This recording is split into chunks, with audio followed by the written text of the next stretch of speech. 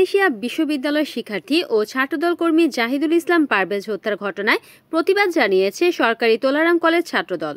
সোমবার ২১শে এপ্রিল বেলা 11:30টার দিকে কলেজ প্রাঙ্গণে এই বিক্ষোভ সমাবেশ অনুষ্ঠিত হয়। সরকারি তোলারাম কলেজ ছাত্রদলের সাবেক সাধারণ সম্পাদক মনির হোসেন জিয়ার সঞ্চালনায় বিক্ষোভে উপস্থিত ছিলেন সহসাংগঠনিক সম্পাদক তোফায়েল আহমেদ, ছাত্রদল নেতা আবুল খায়ের, ফয়সাল খান, জাকারিয়া, কাজী আরিফ, মোহাম্মদ জহিরুল ইসলাম বাবু, আল ইমরান হোসেন জিয়া ও মোহাম্মদ হাসান। সমাবেশে সভাপতির বক্তব্যে সরকারি তোলারাম কলেজ ছাত্রদলের সাবেক সভাপতি আশিকুজ্জামান অনু বলেন, তীব্র নিন্দা জানাচ্ছি বাংলাদেশ জাতীয়তাবাদী ছাত্রদল সরকারি তোলারাম কলেজের পক্ষ থেকে।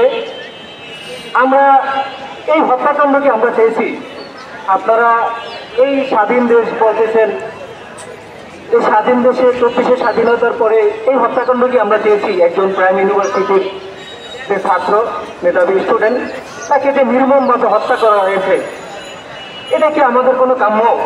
একজন মা বোঝে তার ছেলে হারা সন্তান হারানো কত কষ্টকর, একজন বাবা বোঝে তার সন্তান হারানো যত কষ্টকর।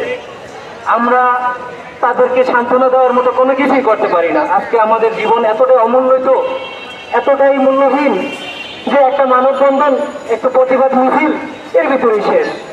আচ্ছা, আমাদের জীবনটা কি শুধু একটা মানববন্ধন, একটা প্রতিবাদ মিছিলের ভিতরে সীমাবদ্ধ শেষ? এই বলে কি আমার জীবনটা আমি কি বিলিয়ে দিতে পারি যে একটা মানববন্ধন আর একটা প্রতিবাদ মিছিলের ভিতরে আমি আমার জীবন দিয়ে দেবো? আমরা এই যারা খুন করেছে আমার ভাইকে, এবং এই যে বৈষম্য সন্ত্রাসীরা যারা বিভিন্ন জায়গায় বাংলাদেশের আনাচে কানাচে যারা সন্ত্রাসীমূলক কর্মকাণ্ডে যারা লিপ্ত হচ্ছে, আপনারা অচিরেই তাদের ধ্বংস দেখতে পারবেন।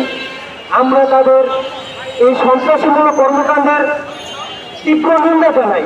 তাদের এই সন্ত্রাসীমূলক কর্মকাণ্ডকে আমাদের দমন করতে হবে। তাদের এই সন্ত্রাসীমূলক কর্মকাণ্ডগুলো আমাদের শক্ত হাতে ছাত্র সমাজ সকলে মিলে দমন করতে হবে।